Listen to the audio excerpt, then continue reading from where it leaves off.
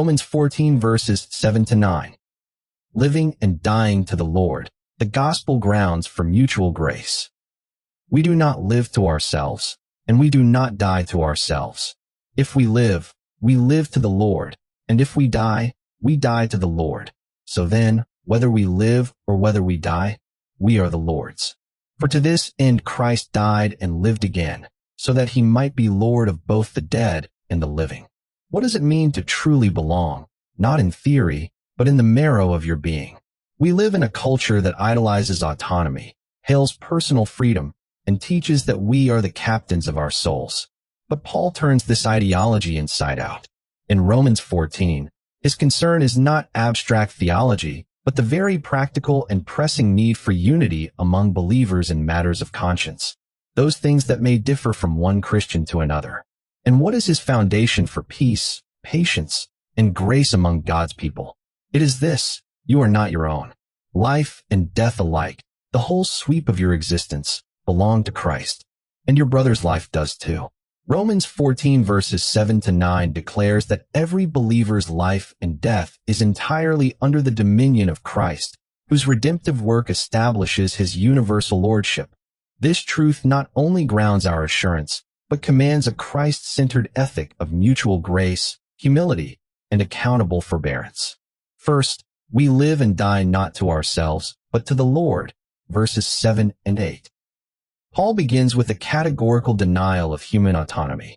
We do not live to ourselves, and we do not die to ourselves.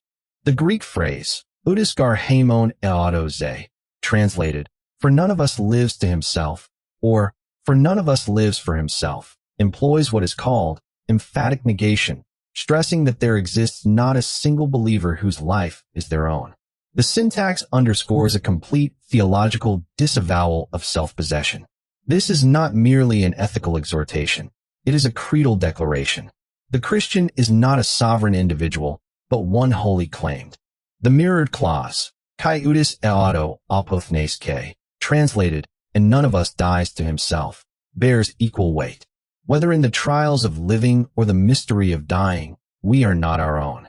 The apostle echoes the reality that Christian identity is not circumstantial, it is covenantal. Paul's language directly opposes the creeping individualism and self-determination of his age and ours. But Paul does not leave this as an abstraction. He makes it intensely personal and devotional. If we live to the Lord. If we die to the Lord. Here, the dative, to curio, to the Lord, is decisive. It is not merely that Christ is watching. It is that he is the object of our living, the sovereign over our dying, and the reason for our ongoing existence. This is not sentiment, but allegiance. His concluding statement in verse 8, "So then, whether we live or whether we die, we are the Lord's," is the crowning jewel of Christian assurance and identity. The genitive, to curio, translated, "the Lord's," conveys belonging. We are his. In life's uncertainties or in the finality of death, nothing can sever that ownership. Calvin writes, he speaks of such a dominion of Christ as we may glory in, because our safety depends upon it. This is the root not only of security, but of sanctification. We are not free to live for self, or to judge another who is also Christ's. Second, Christ's death and resurrection establish his universal lordship, verse 9. Paul then gives the theological ground for this belonging. For to this end Christ died and lived again, so that he might be Lord of both the dead and the living. The construction, ace tutor, for this very purpose, is arresting. The purpose of the atonement and resurrection is not merely the forgiveness of sins or the promise of heaven. It is the enthronement of Christ as Lord. The verb, say, might be Lord, is used in the subjunctive to express result or divine intention. It is not tentative, but majestic. Christ's lordship is not a future title. It is a present reign founded in his redemptive work. As Cranfield notes, this is the climactic assertion of Christ's universal sovereignty, extending to the dead, those who have gone before, and the living, those who still journey. His lordship transcends time and space. It is from eternity to eternity. This declaration resounds as a Pauline parallel to Philippians 2 verses 9 to 11, where the exaltation of Christ culminates in every knee bowing. But here, Paul's point is pastoral. If Christ is Lord over the dead and the living, then no believer lies outside his care, his authority, or his judgment. Forbearance, then, is not optional. You cannot judge the servant of another, especially not one who died and rose to be their sovereign. This theological truth pierces ethical arrogance and dismantles every claim to superiority in matters of conscience. Third, Christ's lordship, the anchor of assurance and the arbiter of ethics, verse 9. Paul's final clause is not just doctrinal conclusion, it is theological thunder. For to this end Christ died and lived again, so that he might be Lord of both the dead and the living. In that one statement, time is spanned, sovereignty is declared, and the church is summoned to humility. The phrase, eis tu tor, for this purpose, unfurls the grand divine intention. Calvary was not an end in itself. The resurrection was not merely a personal victory. Both were means to a majestic goal, the coronation of Christ as Lord over every breath and every grave. His dominion is not partial, not paused. It is present and total. The verb choreiousse, might exercise dominion, reverberates with kingly strength. This is no symbolic rule. It is the living Christ's active governance over conscience and conduct, over frailty and fear, over the moment of death and the morning after.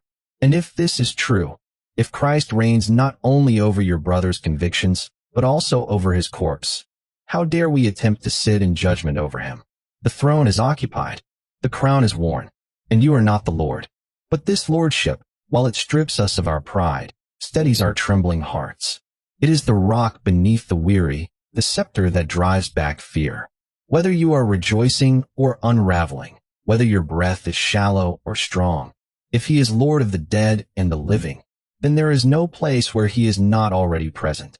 You are never outside his reach, never past his care, never beyond his right. This is not just theology. It is the grammar of grace. It is the antidote to judgment and the anthem of unity. And it is the only path to a church that reflects the heart of its King. Reflections for today. You are not your own, and neither is your neighbor in Christ. That single truth, echoed in life and death, in weakness and strength, unravels the illusion of autonomy and undergirds a life of grace toward others. But what would it change if we lived as though it were true every day? First, remember that your life and death are not yours, but Christ's. In a culture obsessed with control, Paul's words confront us with holy defiance. We do not live to ourselves, and we do not die to ourselves. That means your daily choices, how you endure suffering, how you celebrate joys, how you face uncertainty, are not governed by self-rule, but offered in service to the Lord who owns your breath. When the single mother walks her weary path unnoticed by the world, her sacrifice is not lost in silence. She is living to the Lord. When the man in hospice drifts in and out of consciousness, his life is not meaningless. He dies to the Lord. You are never invisible in Christ's dominion. You are his. Second, Christ's lordship changes how we see others, especially in the church. You are not the Lord of your brother's conscience. Whether it's music styles, dietary choices, or political opinions, we are tempted to elevate our preferences into moral absolutes. But Paul calls this what it is, arrogance masked as concern. If Christ died and rose to be Lord of the living and the dead, then your fellow believer is already spoken for. That knowledge should transform tense rooms and cold silences. Raised voices soften, eyebrows unfurrow. The judgmental edge gives way to mutual grace. It turns "why are you like this?" into "how can I love you as Christ has loved me?"